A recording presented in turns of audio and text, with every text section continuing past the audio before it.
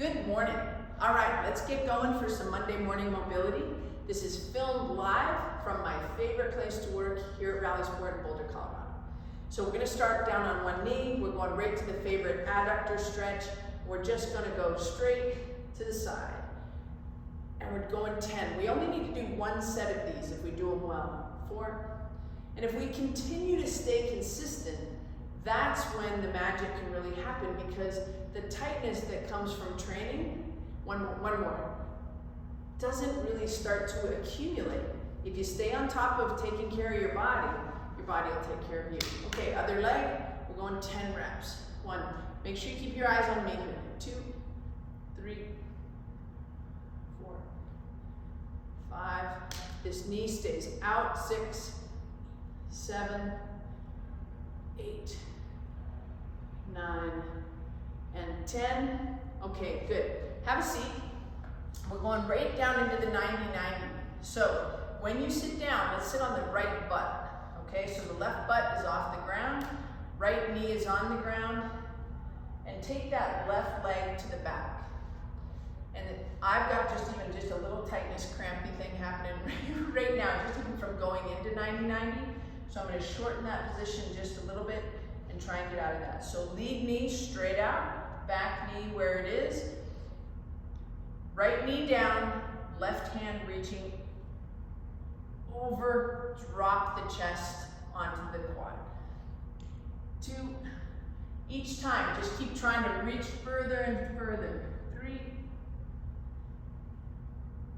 4, 5, on the last one, 6, we're gonna lay there. 7, 8, 9, this one we're staying down there.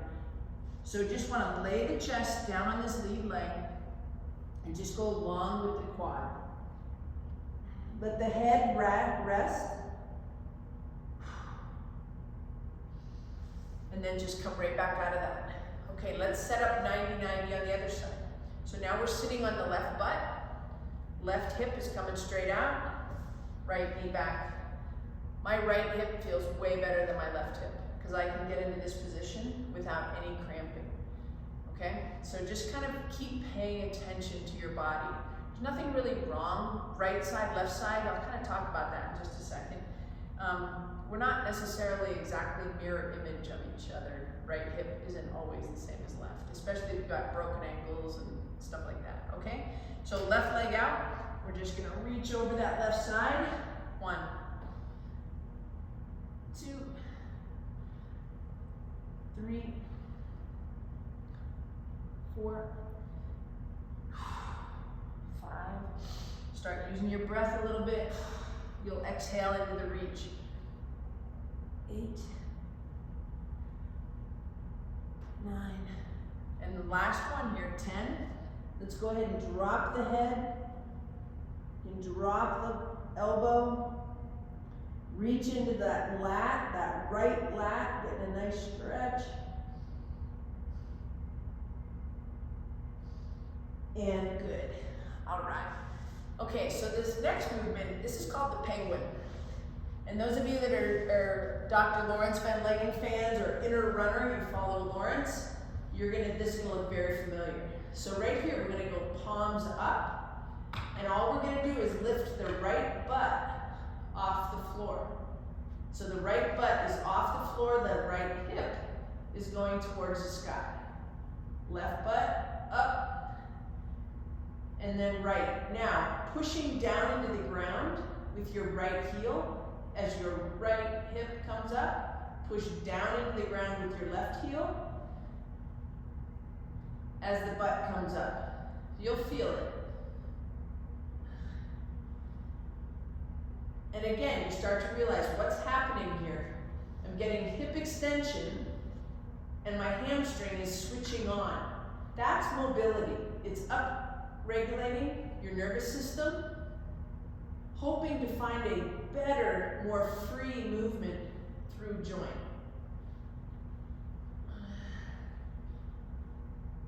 And good.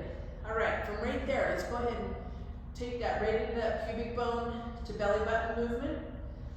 And from here, that means right here, we're trying to get a nice flat back. So I'm gonna walk my ribs away from my hips, create a little bit of space between the ribs and the hips.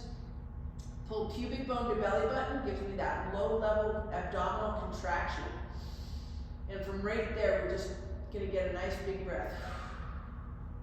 Your low back should be flat to the floor. 2. Float your hands to the height of your heart. Put your toes just inside your heels. And go ahead and reach overhead. Tap the ground, come back up. So it's a little bit of a pullover move, but you're not losing your low back from the ground. 2, long through the lats. 3, good. And you should feel your sacrum, your tailbone drop right there. 6, 7, 8, good.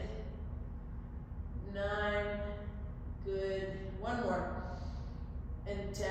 And this is just starting to give us this separation between the ribs and the hips. In between that, and all of the muscles that interact with that, we refer to as the core. All right, so from here, let's just pull the knees up just a little bit to the front, heels to the height or the angle or the level of the butt. And we're just going into a nice open book. 1. Your top knee should stay down. 2, 3, 4, and 5. And let's just gently roll those knees to the other side, and we'll just take that open book. And you'll see through my back that I'm rolling all the way over. 1, 2, 3, 4, and 5. Okay, since we're down here, let's get a little bit of activation going. So again, toes just inside of the heels. So your feet should be like that. A little bit of internal rotation in the lower leg, brings the knees in close, flatten the back, fingertips to the ground, lift the hips. We're just gonna go 5 reps here. 2, 3, little glute activation. 4, and 1 more. And 5. All right, from right there, let's go right foot, right ankle onto left knee, hands behind your head. And we're gonna go into a set of 10 double crunches. So if we wanna get more length on the back, we're gonna show some strength from the front. All this is activation. If you've ever trained with me, you know that I'm not a big fan of crunches. This is a crunch, but I'm using it as an activator, okay? We wanna switch on the front side of the muscle. So we're gonna lift the leg like that, working the hip flexor, and coming from the top as well.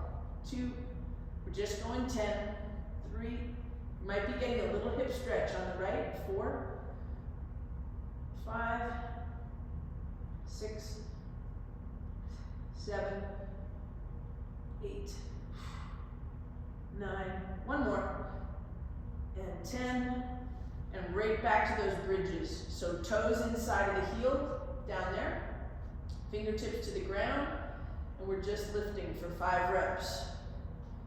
1, 2, 3,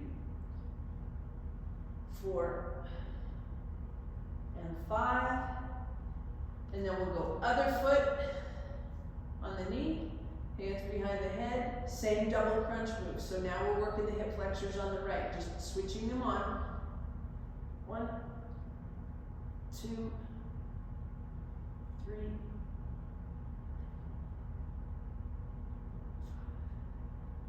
6, 7, 8, 9, 10. Good. All right, so last week, and you know, sometimes I know you're doing these in order and sometimes you're doing them out of order, but we're gonna go into the half kneeling position, coming right at you, hands behind your head. In this position, just really make sure that the upper back is just nice and open, or the upper chest is nice and open. The back is also open as well. So if you can see your elbows, let's go ahead and take them to the back. And all we're gonna do is toggle. We're gonna dip the right elbow and let the left hip go out to the side. 3, 4, one more, and 5. Now we're gonna come straight down the middle. 1, 2, 3, 4, and 5. And then we'll hit the other side. Shake that out on the arms. Right leg in front of left. From right there, make sure the toes are nicely connected to the ground. Hands behind your head. We're just going to tip to the left. Tipping here, shifting there. 2, 3, 4, and 5, and then straight down the middle. 1, your hips are going to want to go to the back a little bit. 2, 3, 4, one more, and 5. All right, good. All right, let's bring it on up to a standing position. And from right here, we'll go into that nice wide stance, and we're just going to go lateral gliding. So just nice and easy, hands on hips. 1, push your hips back. 2, 3, 4, 5, halfway. 6, 7, 8, 9, and 10, and good. All right, working a little bit more of an activation. So once we start to mobilize the hips, we're gonna keep switching muscles on to find balance from the front and back side of the body. So stand on your left leg, nice and easy. Before you move, just get comfortable on lefty. All right, hold strong. This is the ankle that I broke 10 weeks ago. I'm doing really quite well, but I might not be really stable yet, okay? So holding that nice and strong, hopefully you're stable, and then you're gonna grab your right ankle, and we're hanging out for 5 seconds. 5, 4, 3, 2, and 1. And let's switch to the other side. So we'll do the exact same thing. Standing on right leg, hold strong. And we got 5 seconds. Here it comes. 5, 4, I'm worse on this side. 3, 2, and 1. If you've been following me for a bit, you know that my right ankle I have broken 3 times, but it was about 5 years ago. This ankle 10 weeks ago. And I don't sprain them. I'm a basketball player by past athletic performance. Now I'm more of a triathlete cyclist. But I don't sprain my ankles, I tend to break them. Hold strong. 5, 4, 3, 2, and 1. Much better on that time. Okay, good. Same thing other side. Standing on one foot, right side. Get comfy. Here we go. Everybody there? 5, 4. You want to be able to keep your body nice and straight. 3, 2, and 1. Okay, good. We're going foot, foot, knee, knee. So, foot, foot goes like this. Foot, you can see how that knee is back behind the hip. And then we go foot, hip. Now we're gonna go knee, knee, foot, foot, knee, knee, foot, foot. All with the goal of getting better and better balance, better on one leg.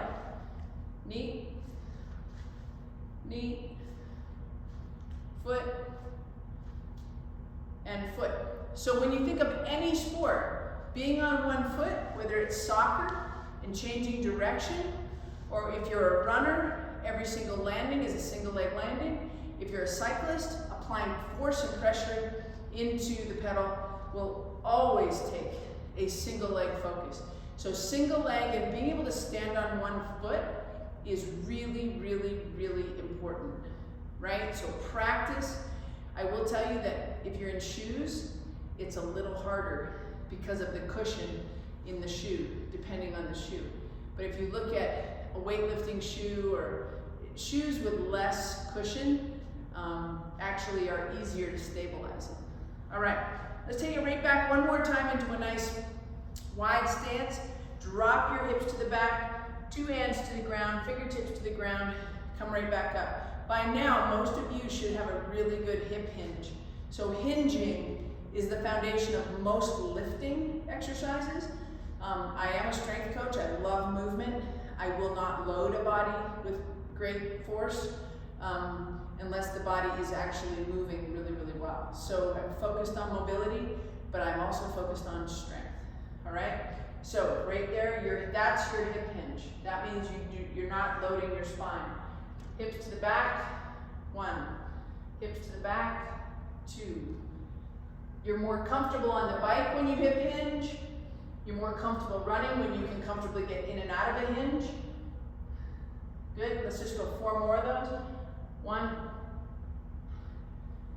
2, 3, and 4. All right, get out and get after it this week. Happy Monday. This was filmed on Sunday, but it still got to you on Monday. See you next week.